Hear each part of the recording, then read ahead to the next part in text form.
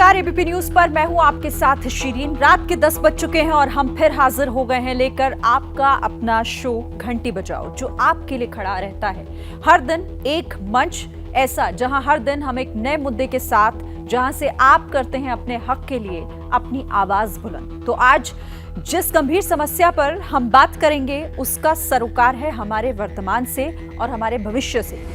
हम देख रहे हैं कि जहां एक तरफ चीन जल रहा है, सूख रहा है, तो वहीं दूसरी तरफ पाकिस्तान जलमग्न है, डूब रहा है। लेकिन क्या ये सिर्फ प्राकृतिक है या फिर ये प्रकृति का हम पर पलटवार है? क्योंकि जो चीन बार बार नकली बारिश जैसे कारनामे के लिए मशहूर है, वो भूल जाता है कि कुदरत से खेलेंगे तो कुदरत बौना बनाकर छोड़ेगी, और ऐसा हो भी रहा है। जानकार बता रहे हैं कि पाकिस्तान की बाढ़ और चीन का सूखा हमारे लिए फिर से खतरे की घंटी है।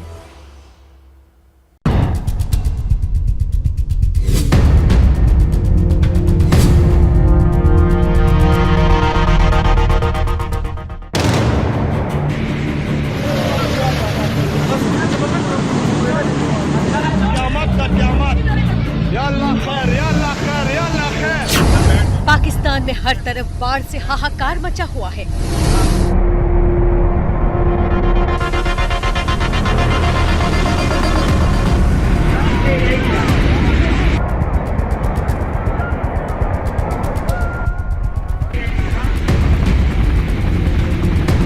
यहाँ तक अभी कोई गवर्नमेंट ने हमारे साथ कोई ताउन नहीं किया हुआ है। हमारे बच्चे जो है रास्ते में पड़े हुए हैं। इस वक्त ऐसे समझो मुफलसी की हालत है। बच्चे बारिश में भीग रहे हैं, ना तंबू है, ना राशन है, ना कुछ भी है। अपन कच्ची कोठी है बाबू, अभी पे और रुपया भी नहीं है जो कोई दवा दारू कराऊं, कोई मानी खाऊं बा यू फुट रहा छोड़ ले बा लेना बा। नदियां उफान पर हैं, पुल बह रहे हैं और आसमानी आफत में खैबर पख्तूनख्वा प्रांत के मोमन में निर्माणाधीन एक डैम टूट जाने से तबाही का सैलाब इलाकों को लीलने निकल पड़ा है।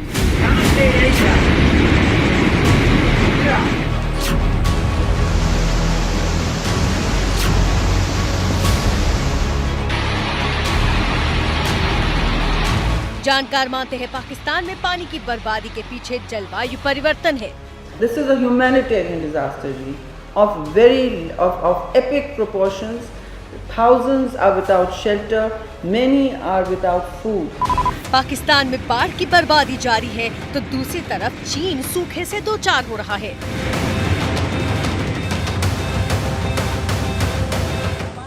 调往欠水区，还有我们在这个供水的时候，通过时段的调节，通过这样调度来保证大家。 नदियां और झील सूख रहे हैं। चीन की सबसे बड़ी मीठे पानी की झील सूख गई है। हफ्तों से चल रही गर्मी की लहर और सूखे से सबसे बड़े चावल उत्पादक चीन में खेत सूख रहे हैं। 就抽上去自己每天灌溉，每天能抽6、7吨水吧，都已经干了，这是干旱引起的，这些都是马上就会死了。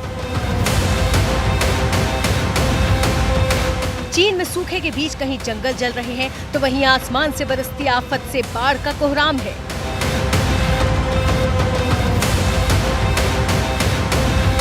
और कुदरत से निपटने के लिए चीन कर रहा है कुदरत से ही खिलवाड़। कुछ साल पहले तक क्लाइमेट चेंज को एक अफवाह या एक बकवास समझा जा रहा था, लेकिन क्लाइमेट चेंज सच में एक गंभीर है। और अगर देखा जाए जब से इंडस्ट्रियल रेवोल्यूशन हुआ है, उसके बाद से पूरे पृथ्वी का एवरेज तापमान जो है 2.5 डिग्री बढ़ गया, और इस कारण से सभी चीजों पर असर पड़ रहा है। तो आपने देखा इन दिनों कैसे दुनिया के दो देशों में मौसम की दो अलग अलग तस्वीरें दिखाई दे रही हैं। कहीं पानी में लोगों का दम निकल रहा है तो कहीं पानी की कमी से लोगों की शामत आ गई है। और ये है जलवायु परिवर्तन का जानलेवा और विनाशकारी असर, जिसके प्रभाव से कोई नहीं बच पा रहा है।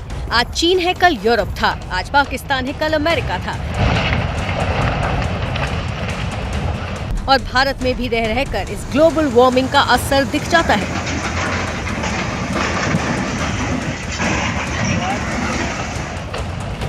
प्रकृति के सबसे ताजा प्रकोप में पाकिस्तान में बाढ़ से तबाही मची हुई है। हजारों लोगों ने अपनी जान गंवा दी है।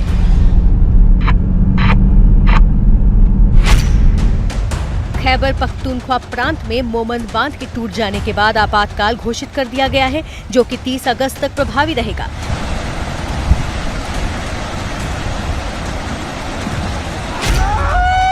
भारी बारिश से लगातार बेहाल है पाकिस्तान।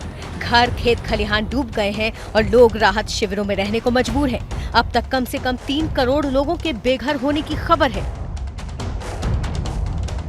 पाकिस्तान की राष्ट्रीय आपदा प्रबंधन प्राधिकरण के अनुसार सिंध प्रांत में 14 जून से गुरुवार तक बाढ़ और बारिश से संबंधित घटनाओं में 306 लोगों की जान जा चुकी है। मानसून के मौजूदा मौसम में बलूचिस्तान में 234 लोगों की मौत हो गई। खैबर पख्तूनख्वा में 185 लोगों ने अपनी जान गंवाई और पंजाब प्रांत में 165 लोगों ने अपनी जान गंवाई। वहीं पाकिस्तान के कब्जे वाले कश्मीर में 37 और गिलगित बाल्टिस्तान में 9 लोगों की मौत हो गई।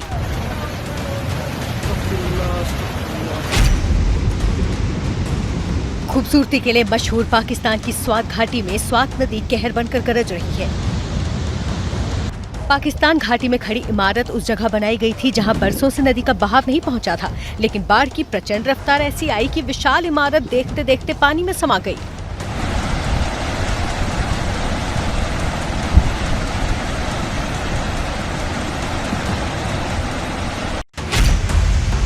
स्वात घाटी के कलम शहर में स्वात नदी विकराल रौद्र रूप के साथ गरज रही है। स्वात घाटी के कलम शहर में इस होटल का हाल देखिए। फ्लैश फ्लड आने से ये होटल स्वात के सैलाब से घिर गया। लोगों ने इस घटना के वीडियो बनाने शुरू कर दिए और देखते देखते ये होटल सैलाब में समा गया।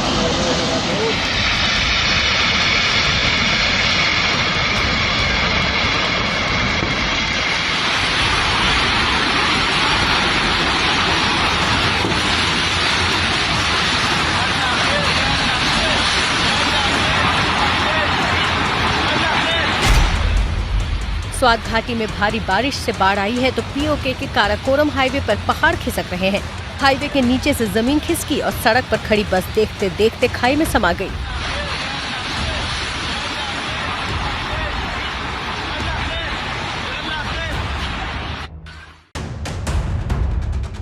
और इस बीच बेघर हुए करोड़ों लोगों के लिए आखिरी आसरा है राहत शिविर, जहां बाढ़ में सब कुछ खो चुकी जनता जैसे तैसे सैलाब से जान बचाकर रहने को मजबूर है। यहाँ तक कभी कोई गवर्नमेंट ने हमारे साथ कोई ताउन नहीं किया हुआ है। हमारे बच्चे जो है रास्ते में पड़े हुए हैं। इस वक्त ऐसे संजो मुफलसी की हालत है। बच्चे बारिश में भीग रहे हैं। ना तंबू है, ना राशन है, ना कुछ भी है। अपन कच्ची कोठी है, बाबू अभी डापे और रुपया भी नहीं है जो कोई दवा दारू कराऊं, कोई मानी खाऊं बा यू पुटला न छोड़ने वाले ना बा। This is a humanitarian disaster of epic proportions. Thousands are without shelter, many are without food. और इस गंभीर मानवीय आपदा को लेकर प्रधानमंत्री भी परेशान हैं। पाकिस्तानी प्रधानमंत्री शहबाज शरीफ भी बाढ़ पीड़ितों से मिले।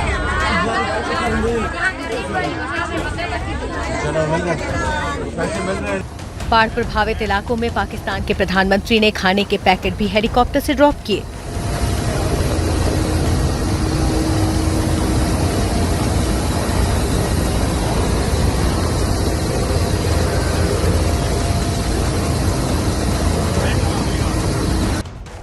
और इस आपदा को लेकर प्रधानमंत्री ने अपने बयान में ये भी कहा कि इस बार बारिश से होने वाली तबाही साल 2010 से भी ज्यादा होने की आशंका है, जब 1700 लोगों की बाढ़ में जान गई थी।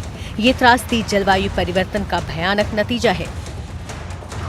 और एक्सपर्ट भी इस बात से इनकार नहीं करते कि प्रकृति से खिलवाड़ ही हमें प्रकृति के आगे बौना बनाकर खड़ा कर रहा है।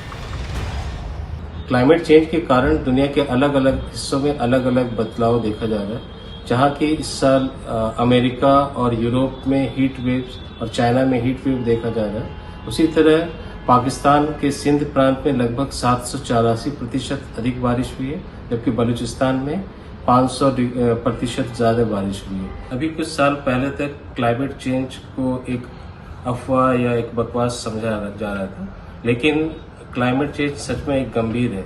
और अगर देखा जाए जब से इंडस्ट्रियल रेवोल्यूशन हुआ है, उसके बाद से पूरे पृथ्वी का एवरेज तापमान जो है 2.5 डिग्री बढ़ गया और इस कारण से सभी चीज़ों पर असर पड़ रहा है। इससे बारिश कि जो हीट वेव्स बढ़ जा रही है, हीट वेव्स बढ़ने के कारण बारिश कम हो रही है, सूखा बढ़ रहा है। सूखा अगर बढ़ेगा तो नदियों में पानी की कमी होगी, नदियों में पानी की कमी होगी तो खेती पर असर पड़ेगा, नदियों में पानी की कमी होगी तो पावर प्रोडक्शन में कमी होगी। तो इस तरह से पूरा जनजीवन अस्त व्यस्त हो सकता है।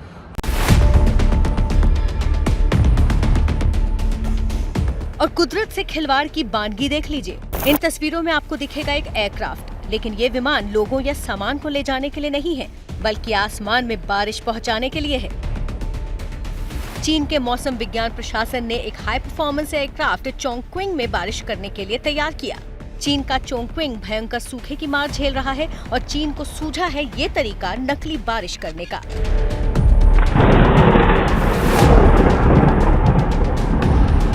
भयंकर सूखे की मार के लिए पहले ही ग्लोबल वार्मिंग जिम्मेदार है, जिसके लिए पूरा विश्व जिम्मेदार है। लेकिन चीन अब इस एयरक्राफ्ट समेत ऐसे 107 तरह की तोपों और 99 रॉकेटों के सहारे बारिश करवाएगा, जो प्रकृति के साथ छेड़छाड़ की नई सीरीज लिख डालेगा। कृत्रिम बारिश या क्लाउड सीडिंग उस प्रक्रिया को कहा जाता है जिसमें कृत्रिम तरीके से बादलों को बारिश करने के लिए अनुकूल बनाया जाता है। इस प्रक्रिया को करने के लिए कई तरह के रसायनों का इस्तेमाल किया जाता है। जिस इलाके में बारिश करवानी होती है उस इलाके के ऊपर चलने वाली हवा को ऊपर की ओर भेजा जाता है ताकि बादल बारिश करने के योग्य बन सके। इन रसायनों के द्वारा हवा से जल वाष्प को सोख लेने के बाद संघनन की प्रक्रिया शुरू हो जाती है। फिर अगली स्टेज में बादलों का घनत्व बढ़ाया जाता है, जिसके लिए नमक और सूखी बर्फ के अलावा रसायनों का इस्तेमाल होता है। जिसके बाद बादल में छुपे पानी के कण बिखरने लगते हैं और गुरुत्व बल के कारण धरती पर गिरते हैं, जिसे हम बारिश कहते हैं। चीन में इस तकनीक का कई बार इस्तेमाल किया जा रहा है, लेकिन इसके कई नुकसान भी पर्यावरण को होते हैं। कृत्रिम बारिश की वजह से आमतौर पर पर्यावरण में पारिस्थितिकीय विषमताएं उत्पन्न होने का भय रहता है। पर्यावरण में कार्बन डाइऑक्साइड की मात्रा बहुत ज्यादा बढ़ जाती है, जिसका सीधा असर ओजोन लेयर पर पड़ता है। भले ही फसलों को बचाने के लिए कृत्रिम बारिश का इस्तेमाल किया जाता है, लेकिन कृत्रिम बारिश से इस्तेमाल की जाने वाली सिल्वर एक जहरीली धातु है जो वनस्पति और जीवों को धीरे धीरे गहरा नुकसान पहुंचाती है। पिछले 2 महीनों से लगातार हीट वेव चल रही है। साथ ही साथ उसकी जो सबसे लंबी नदी है यांगत्से रिवर, उसके रिवर बेसिन में पिछले 6 दशकों में सबसे कम बारिश हुई है, लगभग 50% बारिश हुई है। अभी कुछ साल पहले तक क्लाइमेट चेंज को एक अफवाह या एक बकवास समझा जा रहा था, लेकिन क्लाइमेट चेंज सच में एक गंभीर है। जैसा कि मैंने बताया कि यांगत्से रिवर, जो कि चीन की सबसे लंबी रिवर है, उसमें पिछले 6 दशकों में सबसे कम बारिश रिकॉर्ड की गई है। और चीन चावल का सबसे बड़ा उत्पादक देश है और यांगत्से रिवर बेसिन में चावल की कमी होने के कारण, सूखे के कारण दुनिया में चावल की कमी महसूस की जाएगी।就抽上去自己每天灌溉，每天能抽6-7吨水吧，都已经干了，这是干旱引起的，这些都是马上就会死了。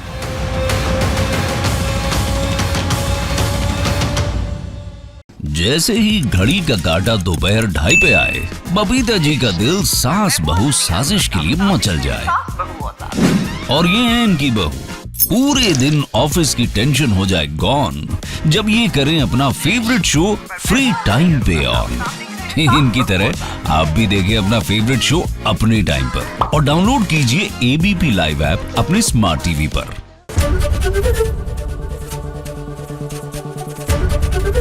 ABP न्यूज आपको रखे आगे।